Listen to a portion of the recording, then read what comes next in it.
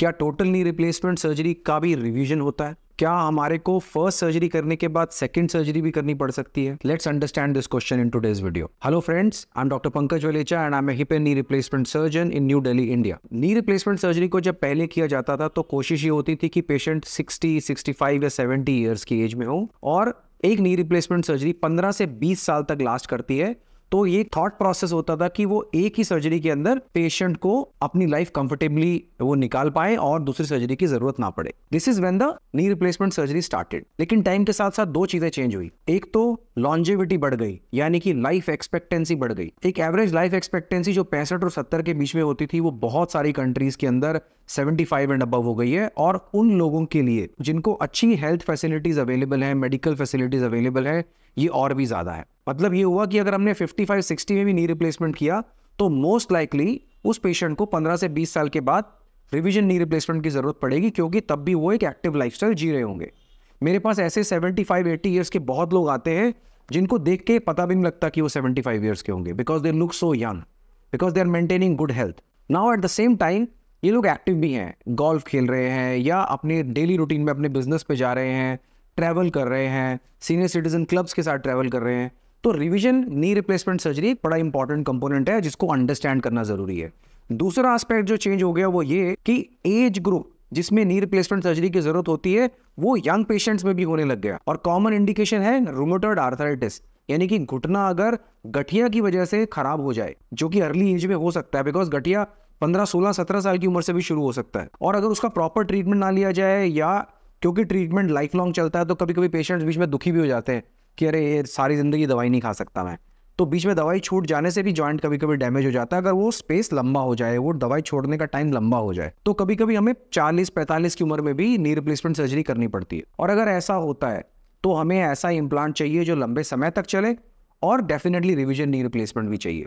So let's understand कि क्या फर्क होता है इन इम्प्लांट्स के अंदर। सबसे पहले तो हम जब इम्प्लांट करते हैं फर्स्ट सर्जरी का, जिसको कि हम primary total knee replacement surgery कहते हैं, ये मैं कुछ इम्प्लांट्स लेके बैठा हूं इधर जो मैं आपको दिखाना चाहूंगा। सो ये हमारा नी रिप्लेसमेंट के जो जांघ की हड्डी होती है, फीमर, उसका कंपोनेंट है। ये अलग अलग साइज का आप देख सकते हैं, ये छोटा है, ये बड़ा है।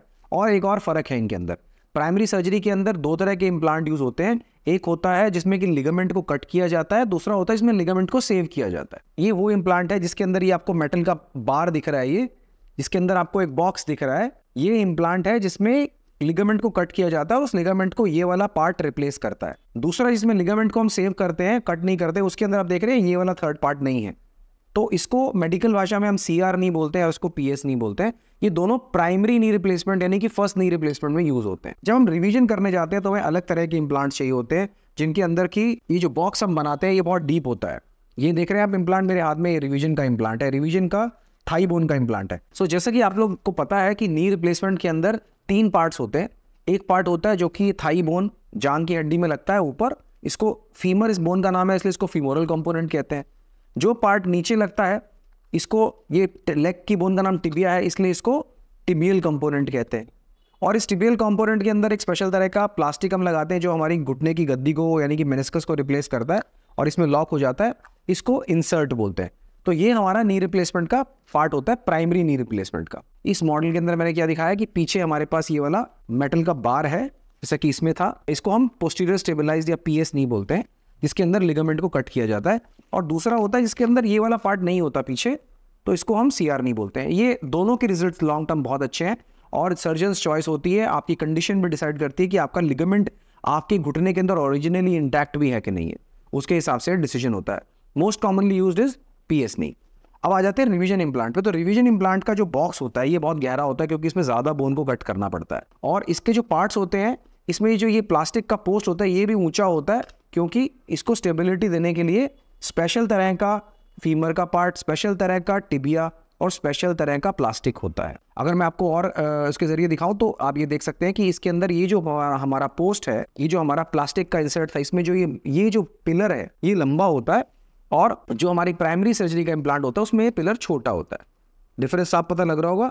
और अगर मैं इसको रख दूं एक बार और आपको CR का इंसर्ट दिखा दूं, यानी कि जिसमें लिगामेंट नहीं कट किया जाता, तो उसके अंदर आप देखेंगे कि ये होता ही नहीं है, ये पोस्ट है ही नहीं, ठीक है, क्योंकि लिगामेंट है उसके अंदर।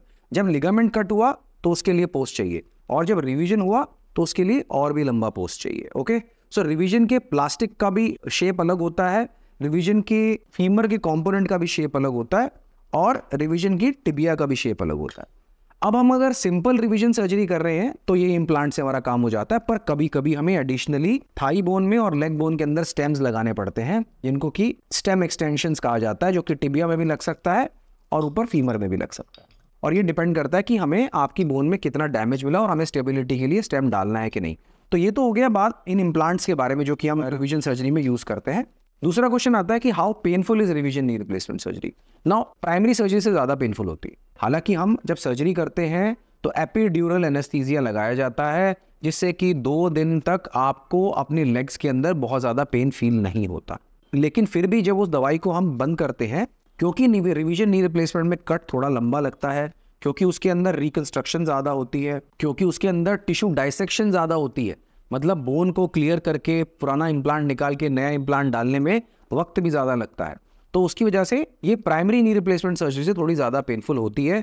और पेशेंट्स को कभी कभी पेन कम तो होने लगता है, पर कंप्लीटली खत्म होने में वक्त ज़्यादा लगता है। आप एक इस लेवल तक कि आपको लगे कि हाँ मैं पेन को टॉलरेट कर सकती हूँ या कर सकता हूँ, 2 से 3 हफ्ते भी लग सकते हैं, तब तक हम पेन मेडिकेशंस आपको देते हैं। तो दूसरा पार्ट ये हुआ कि yes it is more painful than primary knee replacement, but pain is manageable. हमारे पास तरीके हैं आपके पेन को मैनेज करने के, मेडिकेशंस हैं और मॉडिफिकेशंस हैं जो हम आपको देते हैं एक्सरसाइज रूटीन में, क्योंकि प्राइमरी नी रिप्लेसमेंट और रिवीजन नी रिप्लेसमेंट का फिजियोथेरेपी भी सेम नहीं होता। जब पेशेंट यूजुअली रिवीजन के लिए हमारे पास आते हैं तो कुछ सालों से वो परेशान हो रहे होते हैं और मसल्स उनकी वीक हो जाती हैं, तो उन मसल्स को बिल्ड करने को भी हमें टाइम लगता है, जो हमारी फिजियो टीम है उनको। और तीसरा पॉइंट आता है कि क्या क्या एक्टिविटीज़ मुझे रिवीजन नी रिप्लेसमेंट के बाद अवॉइड करनी चाहिए।